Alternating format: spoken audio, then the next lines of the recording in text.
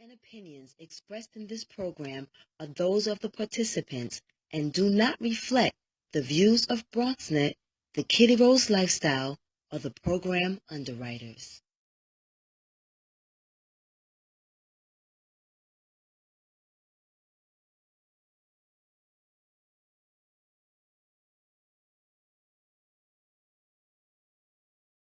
This is the movement. The movement.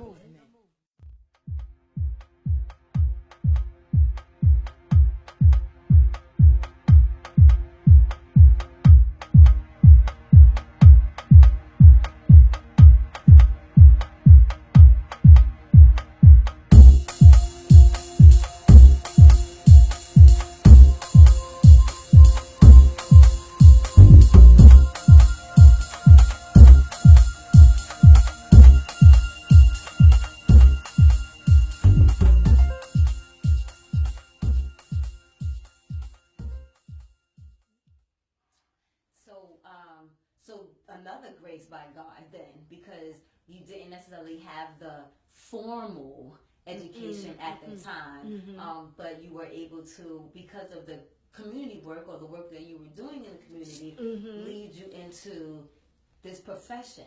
I can't imagine what that must be like talking to people who's lost a loved one.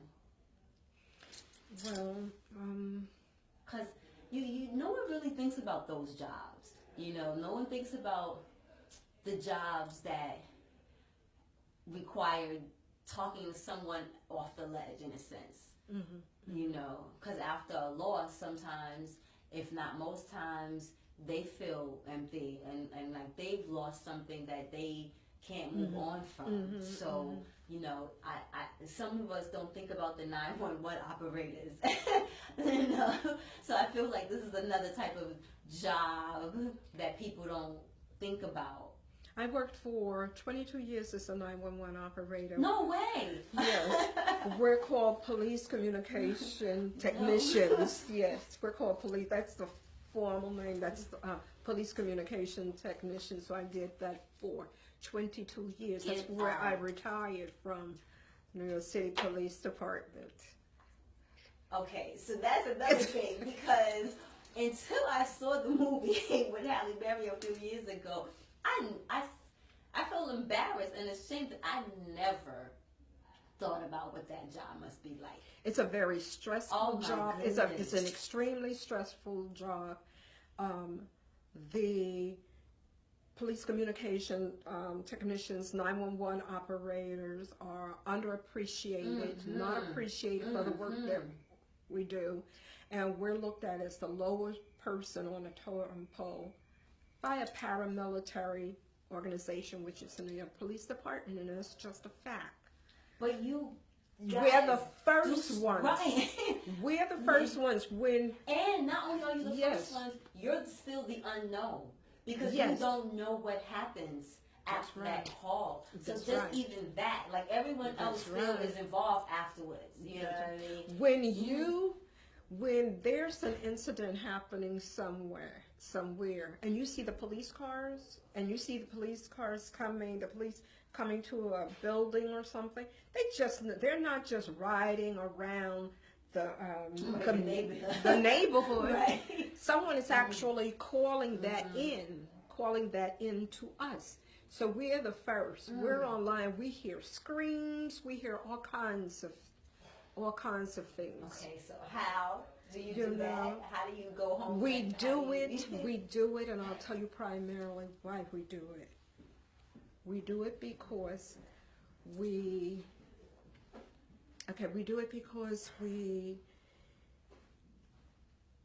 want to serve. We do it because we want to serve. We also do it because we have families to feed. The majority of 911 police communication technicians are black women and people of color. I would say 95% are black women and people of color. And that's men and women. They have children. Many of them, the majority, are single mothers with children. So I would say, and I'll include myself, we have families. We have families to feed. We need to keep a roof over their head, clothes on their backs. And so that's why we go to a job that doesn't care about us. We go to a job largely because we have to take care of ourselves and our families, our children, and that's what propels us forward. That's one of the primary reasons. Was there a support group for you guys? We have what was called counselors. Okay. I can't tell your face reaction behind your glasses. Were they We useful? have counselors. I mean, Are they useful? Like they're not existing? Are they useful? I would say that they're useful, but they're overworked as well. Mm. They're overworked as well because a lot of the counselors that we had are 911 police communication technicians themselves, and they're working out of their job description. Mm. So they may get off the floor, Mm-hmm. but periodically they have to come back to the floor, and they receive a training, like a few workshops, but they don't have the credentials that are needed to understand the problems, the larger problems. Mm-hmm. They are not credentialed and trained, skilled mental health counselors. It's not that. They've gone to seminars, taken a few seminars provided through maybe NYPD or elsewhere, but other than that, no. So were you doing bereavement before that then? No, A bereavement counselor before that? no. Okay. No, how I got into this. Again, because she did say she has many lives already. She got her first one, but okay. How I got into this. When I graduated from DC 37125 Barclay Street, Okay. the College of New Rochelle. Okay. That was my home campus where I got my bachelor's. Mm-hmm. And Which wasn't until later on in life. later on, like that. I was 55 when I started. No, go I was ahead now. 55. Okay. I was 55, and I graduated when I was 59. Mm. That's right. I graduated when I was 59. And I was interested, I've always was interested in psychology. Okay. And what propelled me? My environment, Okay. the environment that I grew up in, Mm-hmm. home that I was raised in. And I recognized that we, as I'm speaking as an African American, as a black people, as a brown people, we have a lot of serious issues, and a lot of them are not of our making. So we bring a lot of people in. So it's generational. Mm-hmm. Since enslavement, there's so many things that have not been discussed. There's so many left over. Generational, I don't use curses, but generational issues that still, even to this day, we're still trying to find our way. We're still healing from. Mm-hmm. We're still healing from. And I said I wanted to work in a profession where I can help my people.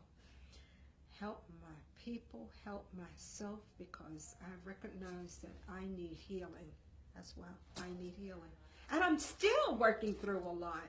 Just because you get some credentials and you get the training, it doesn't mean that all your problems are solved, because you have the the work, you can identify things, Mm-hmm. you can recognize things, and you may have And you may know the therapies, okay, or the.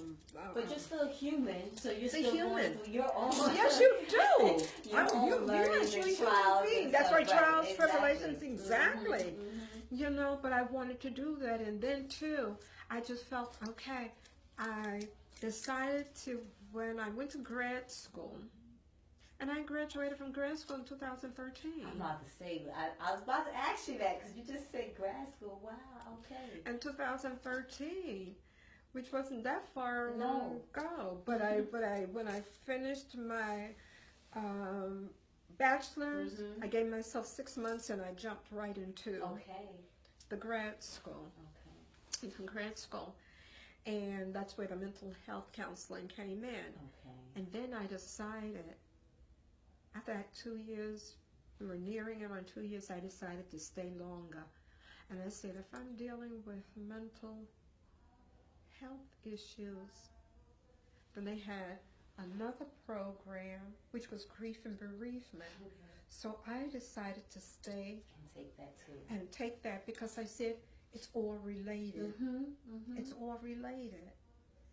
And so I stayed, and I got a credential in grief and bereavement. It's called thanatology. Thanatology? Thanatology. Okay. Thanatology. Yeah, Thanatology. Okay. Thanatology. Thanatology is another way of seeing the signs of grief and bereavement. Okay.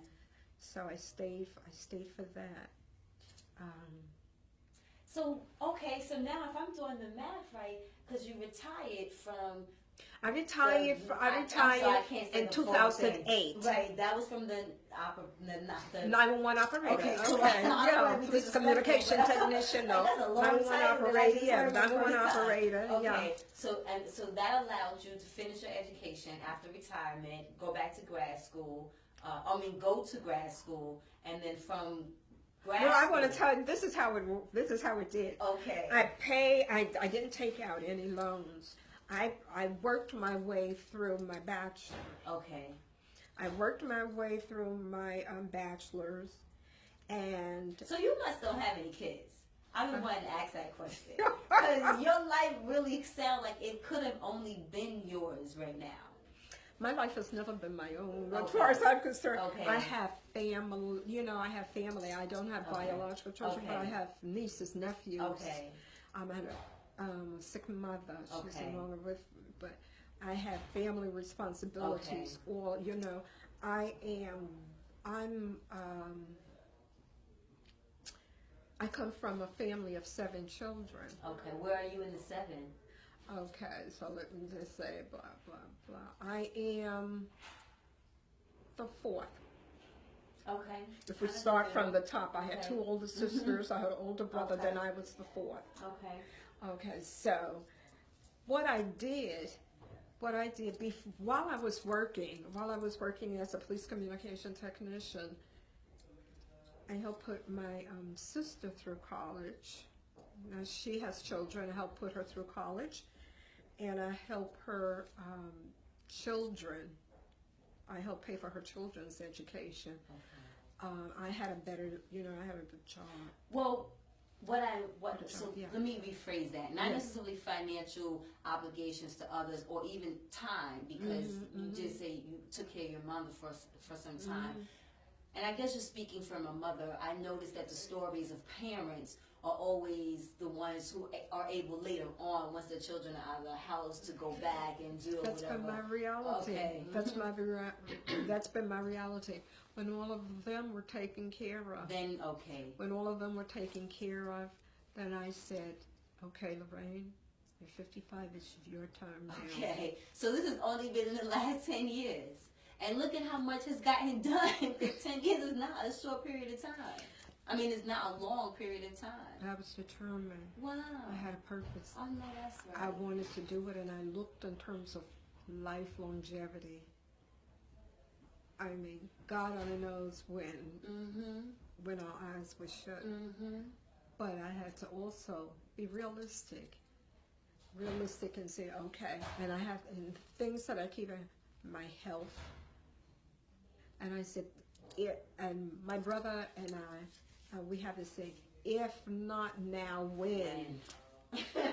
So while I still have my faculties, Yes, I still ma'am. have my energy, I still have this desire, this is the time to do it. This is the time to do it, and that's what I'm focusing on, and that's what I've always been focusing on. This is the movement.